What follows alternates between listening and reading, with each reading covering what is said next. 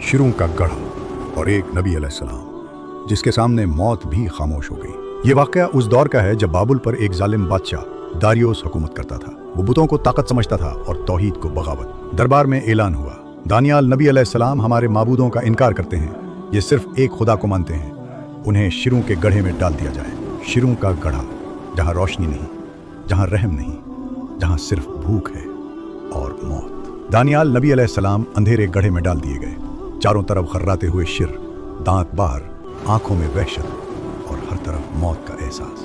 ہر لمحہ لگتا تھا کہ یہ آخری سانس ہے، یہ آخری رات ہے۔ لیکن دانیال نبی علیہ السلام نہ ڈرے، نہ گھبرائے، نہ کسی انسان کو پکارا۔ انہوں نے سر جھکایا اور اپنے رب کو پکارا، وہ رب جو اندھیروں پر بھی قادر ہے اور شروں کے دلوں پر بھی اختیار رکھتا ہے۔ رات گزر گئی، خاموشی چھا گئی، شر بھی خاموش، ہوا بھی خاموش، اور پھر صبح ہو گئی۔ بادشاہ داریوس خود گڑھے کے کنارے آیا، لرزتی آواز میں بولے، اے دانیال نبی، کیا تمہارا خدا تمہیں شروں سے بچا سکا؟ اسی لمحے گڑھے کے اندر سے ایک مضبوط آواز آئی، اے ظالم بادشاہ، میرے رب نے فرشتے بھیجے اور شروں کے منہ بند کر دیے۔ بادشاہ نے نیچے دیکھا، سانس رک گئی۔ وہی خونخوار شروں اب دانیال نبی علیہ السلام کے قدموں کے پاس تھے۔ وحشت ختم ہو چکی تھی اور دشمنی اطاعت میں بدل چکی تھی۔ یہ اللہ کی قدرت ہے، یہ ایمان کی طاقت ہے کہ جب ایمان سچا ہو تو اللہ اپنے بندے کو شروں کے درمیان بھی اکیلا نہیں چھوڑتا۔ ایسی ایمان افروز اور ہیجانی داستانوں کے لیے چینل کو سبسکرائب کریں۔